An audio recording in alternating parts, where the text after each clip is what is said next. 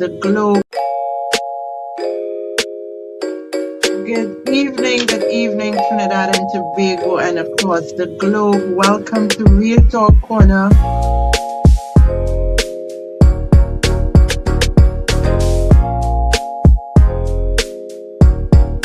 Hadassa, how are you? Hi, I am fine, thank you. How are you, Esther?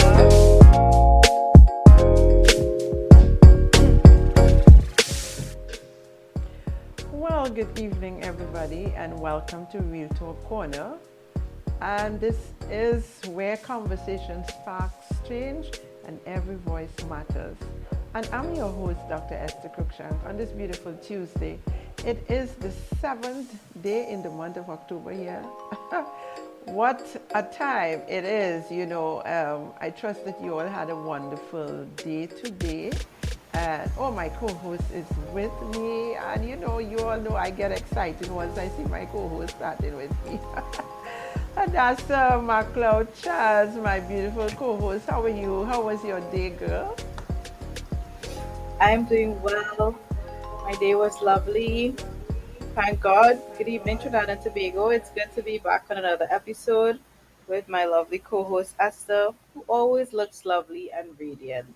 How are you Thank doing? you. Gail, I had a very interesting day, and we'll talk about it after the show, right? But it was kind of mind blowing, but very interesting, and it had to do with health, human health, and the things that we eat and believe is good for our bodies, and it was very interesting. Um, the weekend was challenging, and of course, like everything else, we have a lot of challenges in life, and I don't know. Sometimes I just wonder. I just wonder. But you have to keep your faith, not in man, but in God. Because I am saying if you keep your faith in man, probably a lot of us will end up mental in the crazy, what they call it, sentence. Or we may just, go tripping mad or something. But, God is good. If we put our trust in God, He is the one to guide us and lead us. And to protect us at the same time, because sometimes we think we can do it on our own, but we really can't. We have to trust the Holy Spirit through Christ. And when I saw the things that happened over the week, there was a lot of murder, accidents, suicide over the last week. It was so alarming. But you can't, who do you blame for these things? But that's why we need a holistic intervention in human beings' life, in our nation. We need a holistic intervention. You get to find out that a lot of people, I don't know what they think about, how they see other people. Do they evaluate themselves, evaluate other people that they associate with? And I'm doing a lot of that lately because I realize that, people really don't like you. They like what you're worth. If you can do something for them, if you can help them to be better or to reach their goal or to do what they once done, yeah, they stick around. But to say, this is why I always say I don't have friends. And I want to keep it that way, and I have to remind myself of it. There are very few people who I associate with. And one is my co-host, and I could count them on one hand. You understand? Friends is something else. You think people is your friend until you get into a situation or something happen, and you realize who are really your friends. And I always say, sometimes you may not see somebody, but they're praying for you. And what I look at for a friend is when you're in need, a friend does show up and do everything possible to assist you. You may not see a friend every day. As a friend, I don't want to be in nobody's home or space, and I don't want nobody in my home or space either. But when a situation arises, I must be able to assist that person. If they are my friend, I will go all out to ensure that they are comfortable and things are worked out for them. So after saying all of that, I wanted to, first I want to say happy belated birthday, greetings. I want to send that to the Minister of Finance, MP for Faizabad, Minister Devendranath Tanku. Happy belated birthday, my colleague, and I pray and really pray that God will continue to bless you and to keep you and to give you peace, because the challenge that you face is not an easy one, but I know you can handle it, and I know there are lots of people supporting you in many different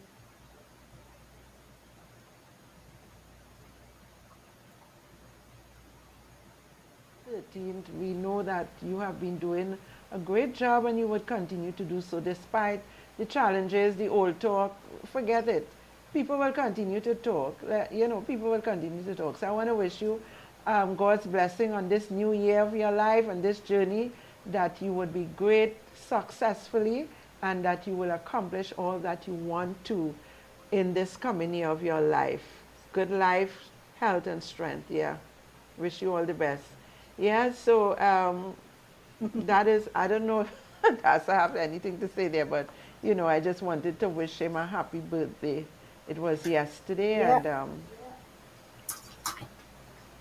I saw it on social media, and I think he's celebrating his 60th, and he looks so good. So, of course, I want to say happy birthday and all God's blessings. And, in his particular role, we have to really pray for wisdom and guidance and discernment, because he has a very heavy portfolio. And I think there are a lot of people who are waiting at the sidelines to see him fail. Um, but of course, we know that that's not going to happen. So, happy belated birthday and all the yeah. best. Yes, we declare he will not fail. And like you said, he looks good. And, we just have to keep them in prayer. Even our prime minister, we have to keep our prime minister in prayer. And that's the thing about it is, and sometimes I don't want to compare, but I listen to comments, I see comments. I mean, since this woman, the Honorable Kamala Prasad Bisasa, since she was prime minister before, there was so much negative that always is sent to her, negative that's negative spoken word. She came out of power and they still had so much to say. For the almost 10 years, she has stand strong. Nobody knows what she would go through from time to time, because nobody knows what you go through in your quiet space and time, having to deal with all the situations. And now she's back again as the prime minister, and it's as though they attack her from every side, every side. If she wear outfit, if she don't wear, everything. I don't know. I don't think I could ever walk in her shoes. She has a lot to deal with, but I am thankful that she is a strong person. And sometimes we talk about being strong, but the truth is, we have a lot of jitters and a lot of things that goes on, but we have to face the music, and somehow we ask God to give us that strength to deal with the negatives and even the positive, because in the positive you have to be strong as well to carry it out. So I really want to just wish her well tonight, despite all that people would say. We keep praying for you, our lovely honorable prime minister, and we would continue to pray for you, that you will be guided by the God above, who is in control of everything, whether we believe it or not, the good, bad, and in between. And he would give you that wisdom to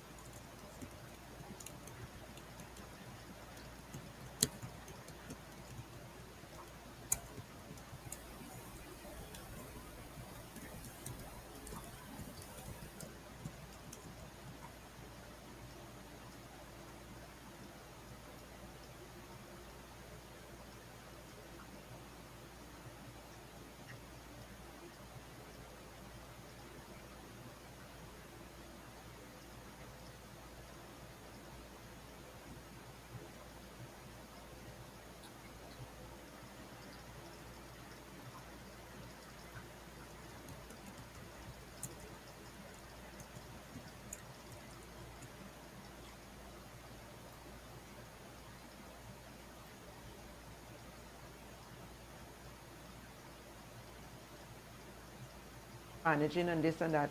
But when you look at how other some of the ministers and the MPs, how they operate, how they deal with people, how they treat with people, if she's not there to, pull the hook and to tighten up things, a lot more is going to be said. But I am grateful and thankful for her.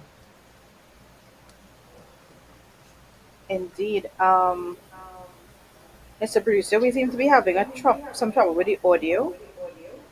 No, I'm hearing Whenever you we cut clearly. to no, whenever we cut to video, Okay. there's no audio. So I'm hoping Oh, that okay. they could look into Producer? that. Yeah, yeah. Yeah, let me just add to that. Kate Rowley has managed to be the person in charge of doing all the verbal beating that she endured for the last 10 years. But he has managed to, give up his prime ministership and finish his course. And he is getting to live out his retirement. And he is not enduring the type of negativity, the type of evil words that people have been spewing. He has escaped all of it. And it's rather unfortunate for our Prime Minister what she had to endure, what she continues to endure, that I've always said has always been manufactured um, and orchestrated by the PNM. There's a reason why they seem to be afraid of that woman. There's a reason why they need the public to think a certain way about her. There's a reason why they need to instill fear and doubt and cause the population to lose confidence. Um, but I hope that she has enough support around her, even our support, to keep her strong, you know. Um, I really want to congratulate her. I don't know if this is the time, but I want to congratulate her on her first trip abroad since she has um, come back to the position of prime minister. And I really believe it was a very successful trip. Of course, we had those persons who had the world of things to say about the trip and things like that, but she has still managed to do a good job, and she came back with a lot of good news.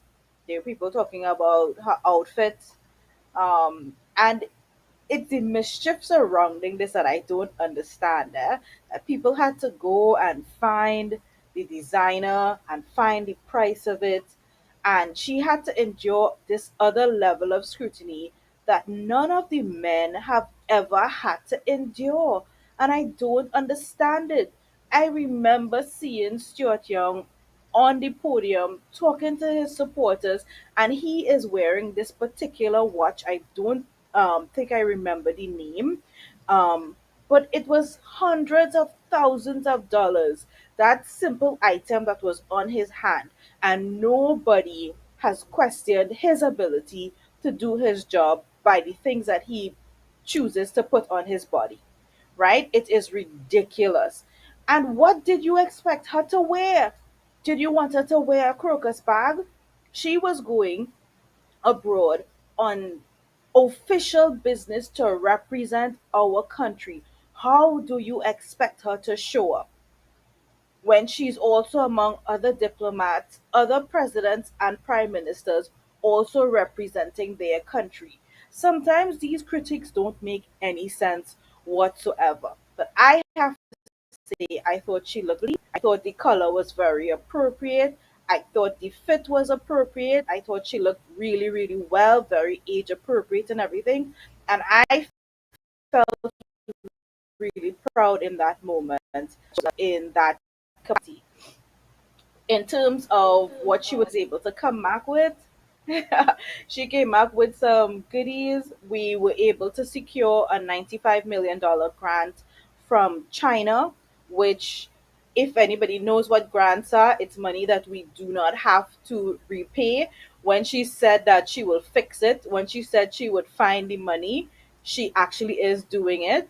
So that $95 million, as what I know so far, I know a good part of it is going to be used to make sure that the fire stations that are without equipment and tenders, that they would actually get that equipment so that they could actually respond to fires in a way that is that would reduce the amount of people who lose lives and their possessions in fire. So I was really really happy and excited about that, because we've had a lot of private citizens who have been championing the cause of the fire service to make sure that they were fully operationalized, and I'm happy to see that. She also was able to sign with the UAE an agreement for no visa travel. I got really excited, but upon looking closer at it, it actually would be travel for um, government ministers, officials, and persons with diplomatic passports. And I'm guessing this is to ease the any type of business that we want to do between these two nations. And I'm hoping that in the future it will also mean that regular citizens also be able to travel to the UAE without requiring a passport. But that was actually really really good. She also was able to she didn't go via video, she was able to accept her award for, I think it's the regional leader, um, and that was in the UK, and she was able to accept that via video. And I know that they traveled by train to DC, to the US Capitol, to meet with the Secretary of State, Marco Rubio. And out of that meeting, a lot of interesting things came as well. We know that the Dragon deal has been resurrected. I don't know if tonight is the night for us to talk about that. I thought that was a very interesting um, occurrence, but I think she did well on her first trip, and I want to say congratulations. Yes, indeed. Indeed. Congratulations. She did well on her first trip. Yeah, indeed, she did very well. So, congratulations for working on behalf of TNT and ensuring that, we get back on our feet again. And, I Indeed. wanted to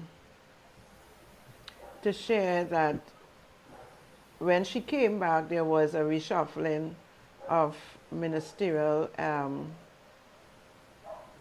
responsibilities to some of the ministers. And we're not going to go into detail, but there is one that I want to deal with, and that would be with Minister Roger Alexander, and the statement that was made with respect to trying children as adults who are involved in criminal activities.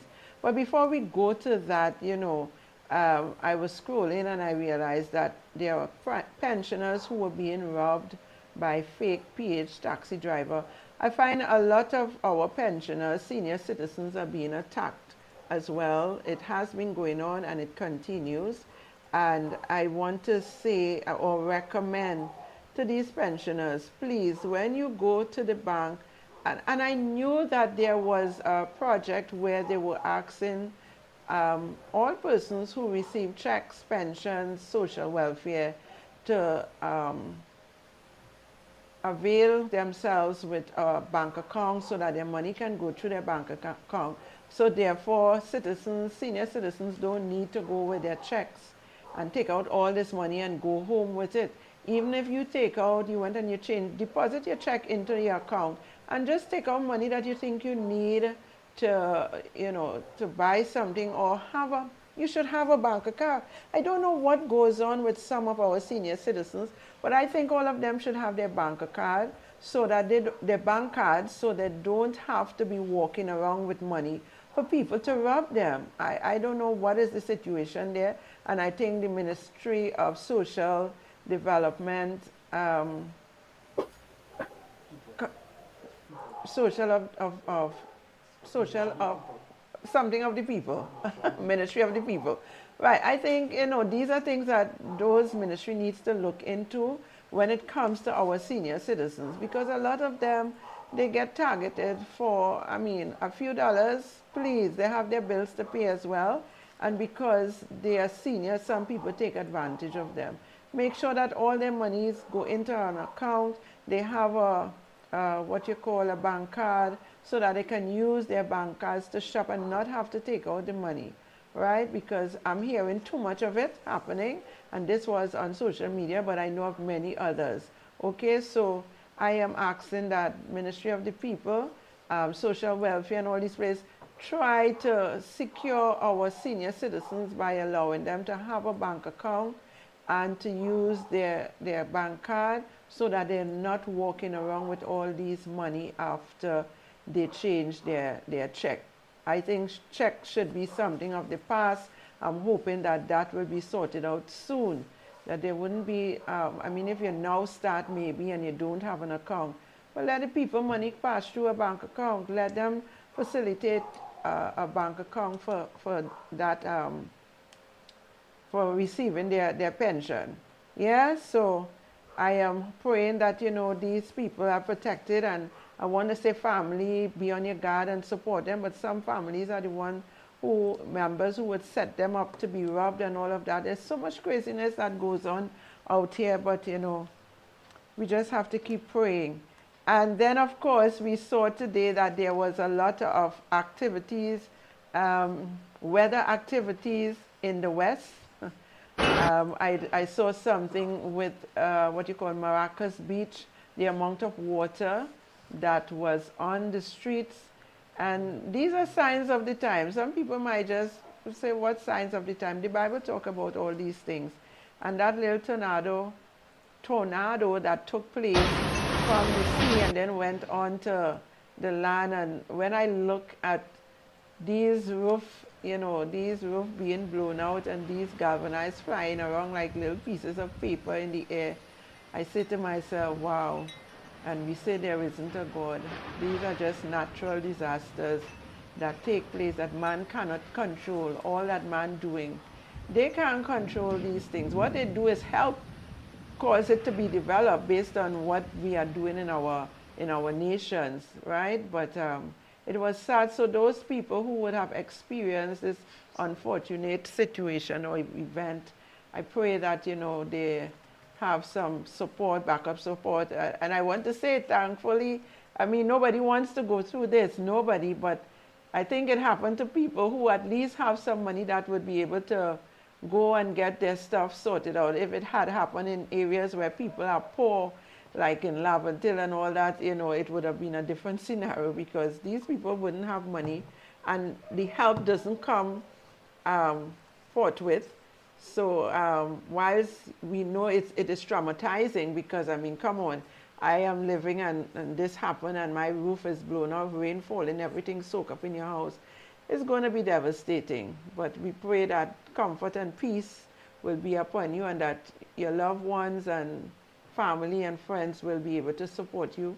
I saw that the Minister of Rural Development was on site and she, together with the MP for that constituency, they all were there and, you know, that they would get the help that is needed, that assistance, because in a crisis time like this, you want all the help that you can get. So we pray that, you know, everybody is safe. Thankfully, we heard of no fatality. And it was just what it was. I mean, looking at it on the videos, it looks so scary, but this is what it is. Yeah? So we want people to be more, should I say, careful. In a case like this, you just have to try and hide yourself in a corner so that you would not get damaged. But it was a terrible sight today in the Port of Spain West area and even in Maracas when I saw all that water on the roadways. You know, Hadassa, Maracas is a place I don't like. You know, people like to run Maracas Beach and I think for the bacon shark, but you could get bacon shark other places now. I find that Maracas Beach water is always rough. I don't know about other people. As a teenager, I almost drowned in Maracas. So it's not a place I want to be. I hope it helped greatly. It was done within. It has happened before, but because of the infrastructure, that at least the lack of infrastructure that was done within the development of this Marcus zone here, this was not done properly. All right, so we're going to be dealing with this matter. But what we could say that could probably alleviate this is if they put a pump system that could push the water out, that would help greatly in cases like this. So we wouldn't have this happening, because should this happen on a weekend where the tourism industry is here, how is this going to hamper with everybody else? But this is, I would say, unacceptable. This is, as I always say to the government, this is our tourism destination, the North Coast, and not enough is being done, right? Or as we say in the past, not enough has been done, right? So I hope that we look forward to a new change and for betterment to be done, so that these things would not be not allowed to happen, but we could put things in place to make sure when it does happen. Yeah, here it is. And of course, we know before now, this was an area that was stored by the Minister of Rural Development, I think Minister Khadija, and there were other ministers who was on the site, and they are aware of the situation. And of course, the idea of putting the pump might be one of the solution. Normally when these things happen is because the tide is very high, because it's close to the beach, right? So I think that some sort of relief is going to come as we go forward, probably after the budget. These are things, I know they have toured these areas and they have looked into what the PNM has done, and as the gentleman said, it wasn't done properly. I don't know which engineer was there and who advised what, but however, we know that some things are going to happen. But in the process, we ask citizens to be careful, proceed with caution whenever, however. Make sure and protect yourself, because you don't want to lose your life because of these natural disasters and bad infrastructure that has been put in place by the former government.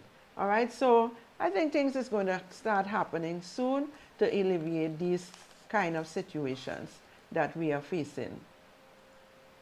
Let's take a break.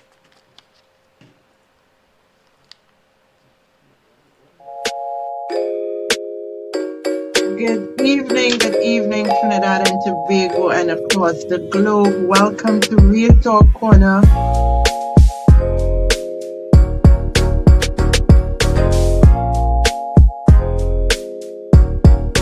Hadassa, how are you? Hi, I am fine, thank you. How are you, Esther?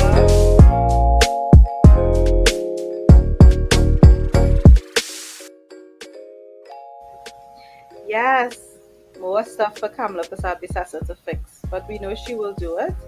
I just want to reiterate though how heartwarming it is to actually see in times of crisis that our ministers actually do show up. Um, we know that that was something that was non-existent before, and it's always good to see them on the ground with the people doing assessments, finding out what is taking place. And I really particularly am partial towards Khadija Amin because she's very, very responsive. So yeah, that was a bit scary for our citizens to experience today, but we know God is in control, and we hope that all these persons, their lives will be made whole again. I learned a long time ago, not because you live in Westmoreland means that you have disposable income, especially to fix a roof. But a lot of them did say that they have insurance, that they're going to take care of it. And others, the government is going to be doing as much as they can to see what they can do. I know rural government is going to be there to be removing the debris, things like that. And I know they put things like tarpaulin and stuff over their roofs. So in case that there's more rainfall tonight, that there's not going to be any more further damage. But it's always good to see ministers um, on the ground. I see Philip was the first person there. Then Khadijah came, and then later on, Hans Devine showed up because he had to show up because it would look bad if he did not show up. And he said they're going to do all that they can do um, to help. So of course, that is great. There were two other things that I really wanted to mention because I really feel it's really important to focus on the positive things that are happening. and I wanted to mention when I spoke at the top of the show. But when Prime Minister Modi came to Trinidad from India, there were a lot of MOUs that were signed, of agreements that were entered into with our country. Um, and that would have included cheaper drugs from India, and also the artificial limbs for persons who have disabilities or missing limbs and things like that. And last week we saw two of those things come into fruition, more goodies from the goodie basket. And so what is going to be happening, I think, is effective October. I think it's already in effect actually. It's just that yes, this was happening.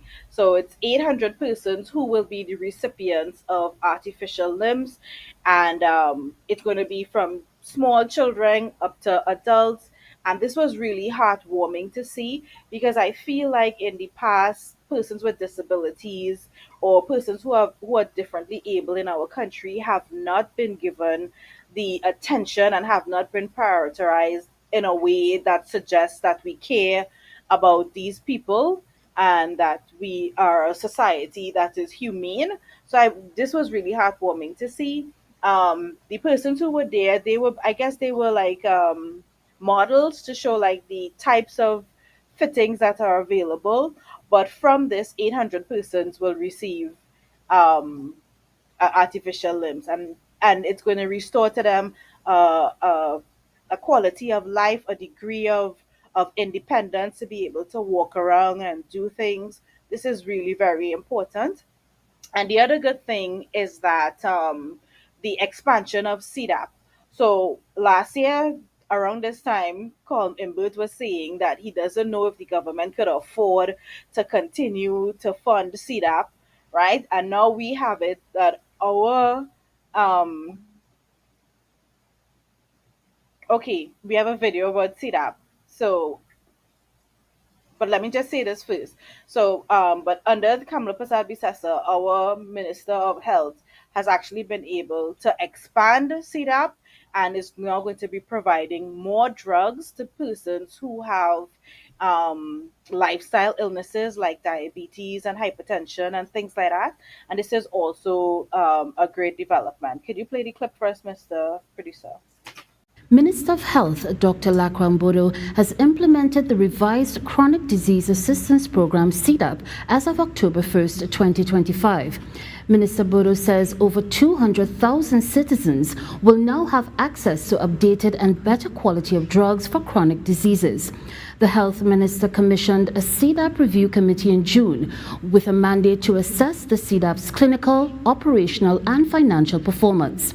The Ministry of Health says the review shows while CDAP remains a crucial public good, its drug list must be updated, its diagnostics strengthened and its structure modernized to reflect the current medical realities. The revised CDAP will provide safer, more effective medicines to over 300,000 citizens. With improved diagnostics, better rural access, and significant cost savings, this update ensures higher quality care and greater value for the people of Trinidad and Tobago. That is great. That is such good news. I'm glad that the program has been revamped and revised in a way that would meet the needs of more persons. It's 300,000 persons who will benefit, and I'm really happy to see that. And I really wanted to bring that news to you guys tonight. So, over to you, Esther. I know we have a clip. Yes, indeed. And that's what we're talking about. We want to see improvement for everybody. Everybody's going to win as we go along. We're still less than a year in office, and a lot is taking place and a lot is happening, and we are grateful for that. Of course, it is because of good leadership.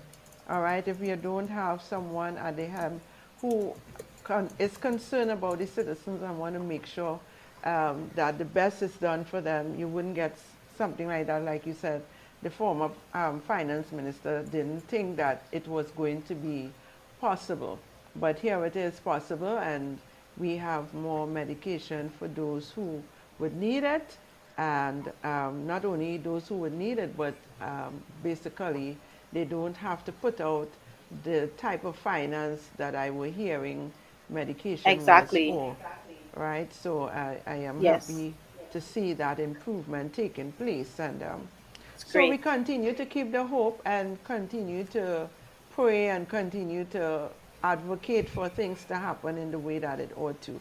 Now, I want to go to a very interesting topic, and it has to do with our Minister Roger Alexander's statement that I think I saw all over the social media when he made a statement about the children being tried as an adult who are committing criminal activity. And I know this is a very sensitive statement, and the producer would play a clip for us now. These items were destined for inside the maximum security prison in Aruca. An intelligence effort led by Police Commissioner Alistair Gavaru on Friday night foiled the attempt. Police say a 13-year-old boy from Urupun Gardens and a 26-year-old from Tunapuna were held in a targeted search of a river in the area. Among the items found include 1,000 grams of cannabis, 256 packs of cigarettes, 15 cell phones, 16 drone batteries, 12 charging blocks, 16 headsets, 15 USB cables, and 4 nail clippers. The Homeland Security Minister praised the intelligence and cooperation between the police service and prisons, but went further in saying the nation may have to soon look at trying children in an adult court. We must now look at where we can, definitely in the law, treat someone who's of a childish age, though, as an adult in a court of law because of his actions. We have no choice. Such an occurrence is not alien. Countries such as the United States, England, Wales and Jamaica have set the precedent. Minister Alexander also referenced the fire at St. Benedict's College this week, which fire officers say may not have been accidental.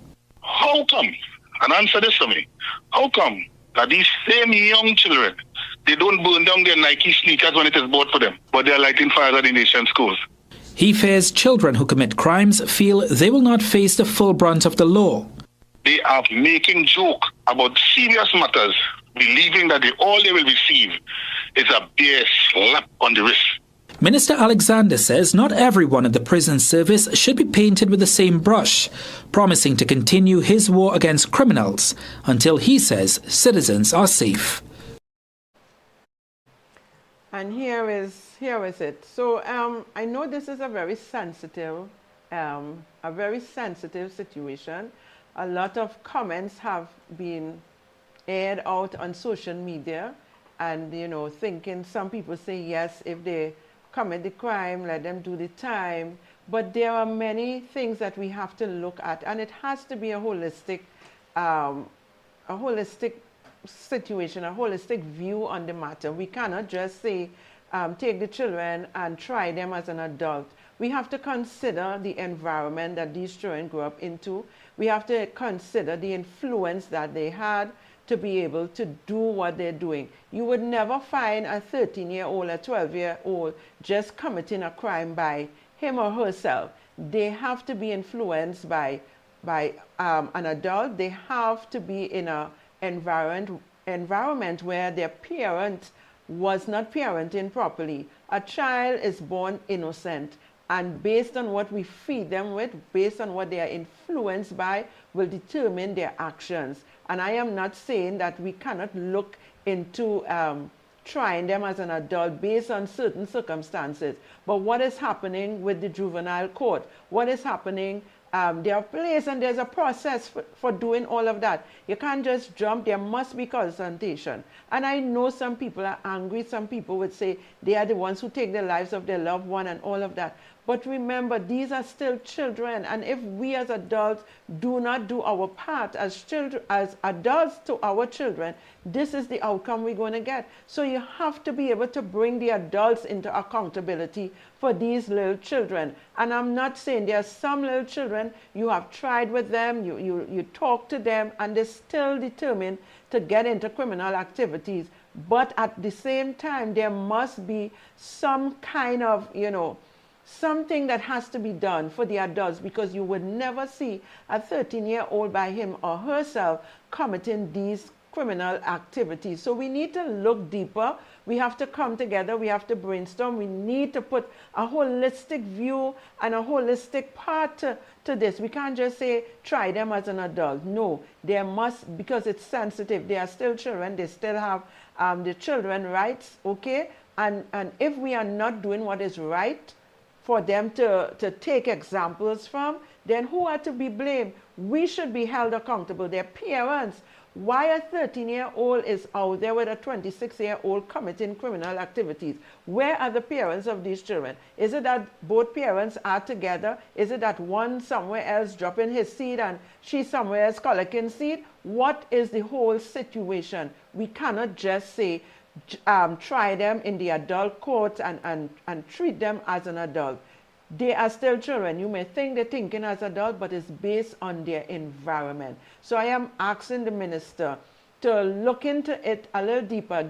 We have Children Authority, we have the PTA, we have the Convention of the Rights of the Children. Bring all these people together who head these departments and let them have some sort of consultation. We must find a way to deal with the situation.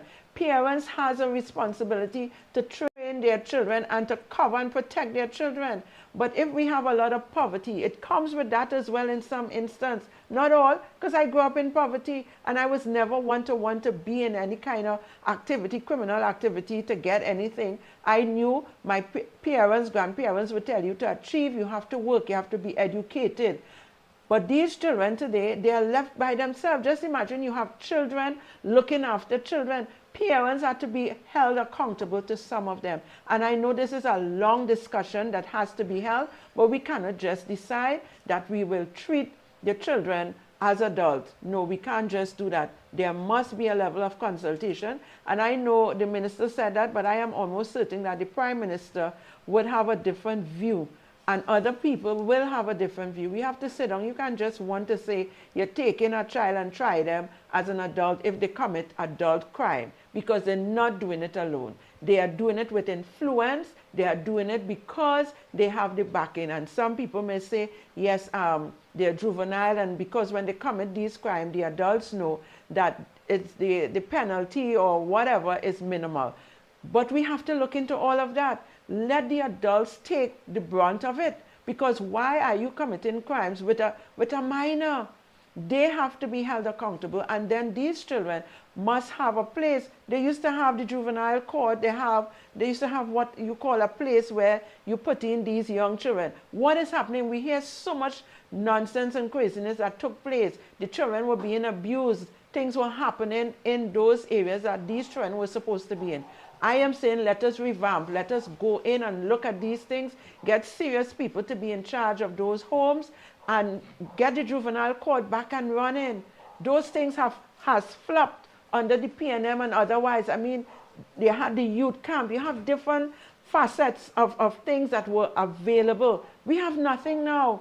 Parents who cannot see about their children, there is no help. Your parents died, they're by the grandparents, there is no help. If you have to go to social welfare, what they do?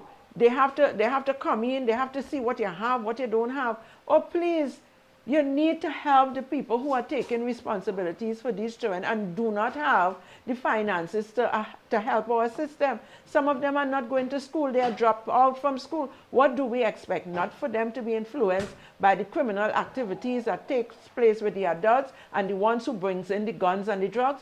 At the end of it all, I always say, who are the ones bringing in the guns and the drugs? Not them, not even the adults that is with them. And these are the white crime they talk about that nobody is addressing.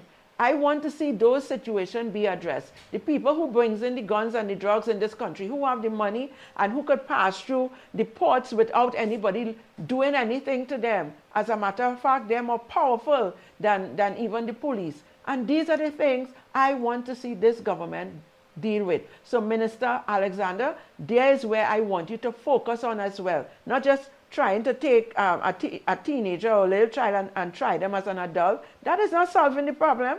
That is definitely not solving the problem. You're just tarnishing another young person who should be taken and do some evaluation, a mind resetting, put them in different environment. But do we have any environment to put our young people when they are caught in these kind of situations so that they can be trained, retrained, as the case may be? No. Taking them and just throwing them in jail is doing what? It's not helping.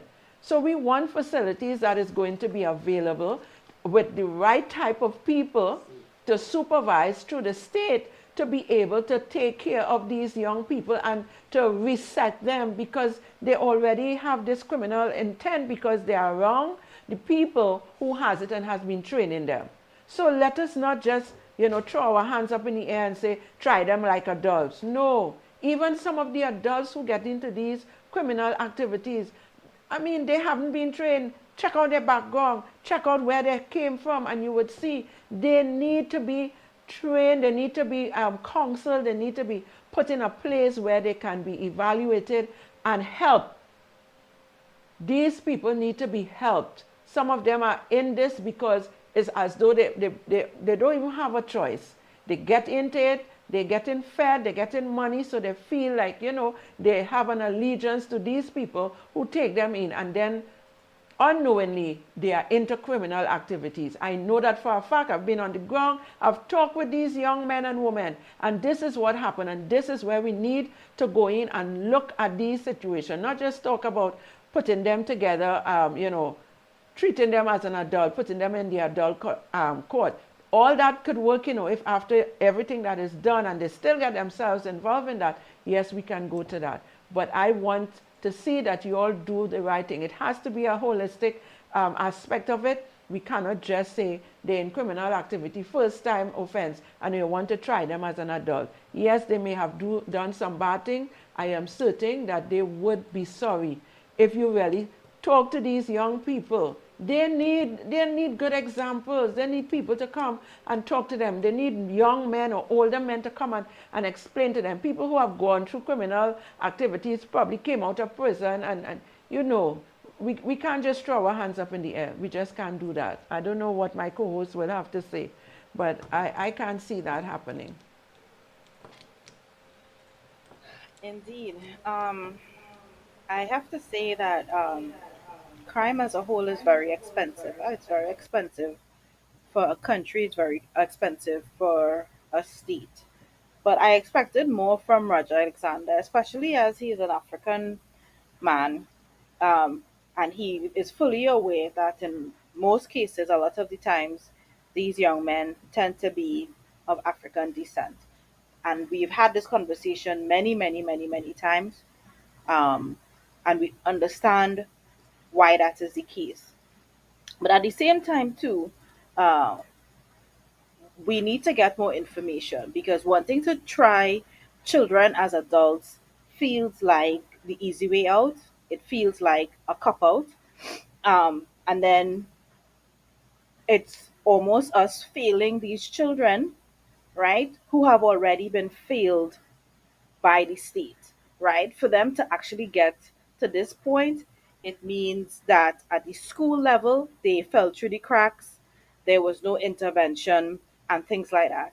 Um, and it is why it is time for us to have an integrated system where the school system works in tandem with sports, works in tandem with social services, and works in tandem with national security, because all these things overlap, and you start to have a record from in your school days, right? So that you can determine by the time they get to 16, 17, 18 years old if this is actually the course of action to take. If you know that a child is already given trouble at the school stage, it means that a record should have been opened. What has happened since then? Did they go to correctional facilities?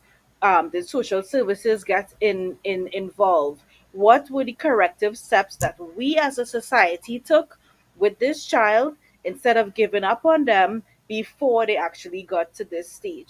And I've always felt that you should not let a child go through the justice system unless we as a society have done all that we can.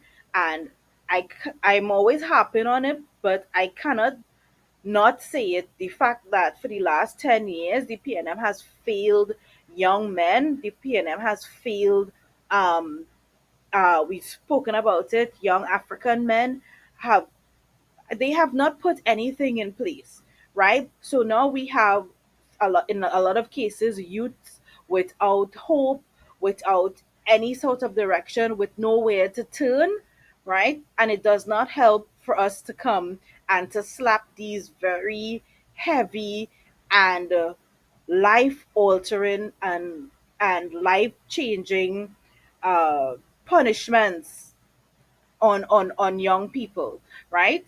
We have not done all that we could. When we have done everything that we can, then we can say, well, we have done everything that's to help you, and you still insist on going this way, then it's almost like we have to wash our hands of them. But we have not reached to that point as yet. So I think this is where we need to have um, really solid conversations and consultations, and actually, like Esther said, bring the right type of people on board to make sure that we have a system that reduces the amount of young persons that fall through the traps, the cracks, that are seduced by crime, by getting things fast and whatnot. We need to have a system that taps into children's passions, the things that they are good at, to give them a chance at life, to make sure that jobs are readily available so that they can be employed. It's a holistic approach that we need to take, right? And I was really disappointed to hear that, because, and another thing too, I mean, there is scientific research that shows that your frontal cortex does not develop until you're 25 years old.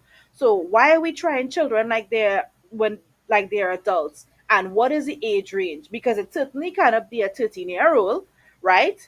Right? If you're talking about maybe from 18 years old, that is a different story. But we need to get more information, right? Because that was a very very broad brush that he used, and it's very very frightening. Again, we have not done all that we can as a society. Unfortunately, it falls again at the foot of Kamala Prasad Visesa to try and put things in place to curb violent actions in young persons, to reverse poverty, to do all these things, right?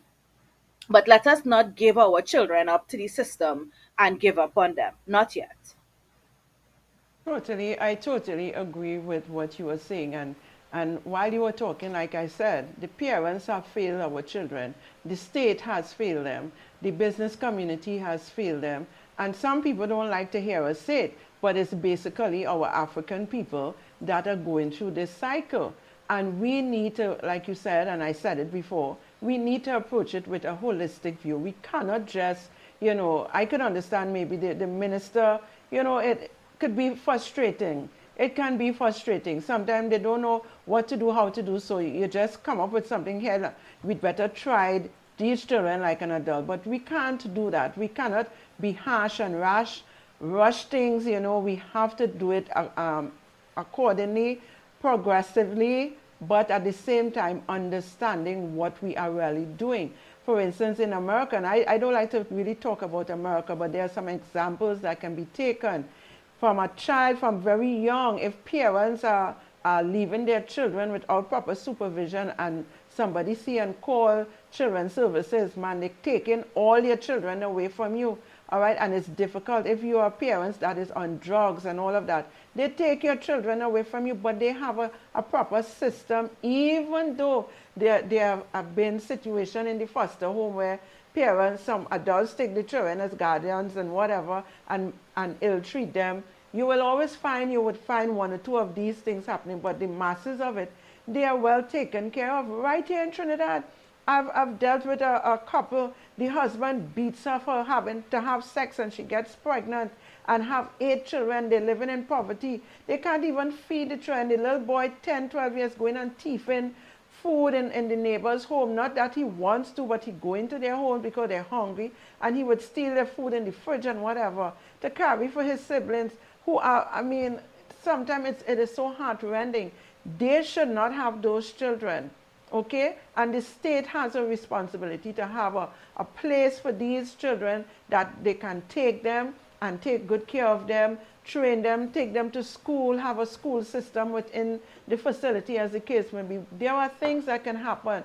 Children are like sponge, they absorb everything. And we as the state and adults has a responsibility. I would love to do those things, but do I have the money to do it? No. So it has to be the state coming in and taking up the slack. Then you have what you call family planning to stop. I mean, in her case, I was telling her, so why don't you go and tie your tube? You understand? She can't get through, and they don't have the will. Somebody has to be able to talk to them. So when you know of these things, I remember a long time in the hospital, I, as one, even from my first child, you had social workers who were talking to you to find out your situation, find out your financial situation, find out if you were married, if the father was wrong, and they would counsel you and that kind of thing. Those things don't happen anymore. Everything is anything, and that's how it's going. So we are in a kind of turbulent situation where, you know, there is no structure, there is nothing, no foundation, structural program for young women who get pregnant, and not only to counsel the woman, but to get the man who you were sexually active with, whether he is a young person like yourself, a much older person, in some cases a married man, and all these kind of stuff. We have to have some perspective to make things happen in this country. And not only here, it's all over the globe, this is happening. But where the African people are concerned, I don't know, we need to help them. And this government, I am depending on our Prime Minister at some point in time to have some sort of consultation, get the right people together to really look for these African people, educate them so that these young women and young men will understand when you get yourself involved in sexual activity, you're not protecting yourself. You are likely to get pregnant. Are you prepared financially, emotionally, and otherwise to deal with a child? Are you trained to become a mother or a father? They just drop in the seed, and like I said, the men drop in the seed and the woman receiving it. And then you have a child, and what after that? Sometimes the parents is not in a position to assist them, and they're all over the place, and it has to stop, right? And it means that we have to empower these young girls and boys from secondary school. I remember in secondary school that they used to have sexual a session that they talk about your body and sexual habits and all these things. None of those things I think is happening anymore. We need to go back to some of these things. We need to have our social workers and other people within the school, and they have it, you know, but I don't know what is really taking place. Is it that it's not effective? Is it that they need more persons? Some people are drained out because they just have a handful of them. These are the things that the government needs to look at. I mean, I can't do it. I could just talk about it. And the government has the responsibility under the different ministries, community development, people, what is the other one?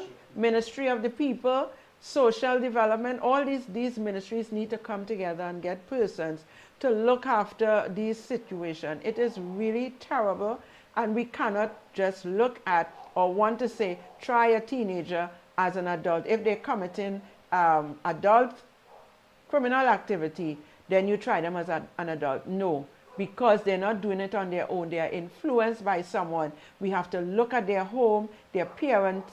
We have to look at who is influencing them. And then we have to now have the facility to take them and put them in these facilities and train them. Train them.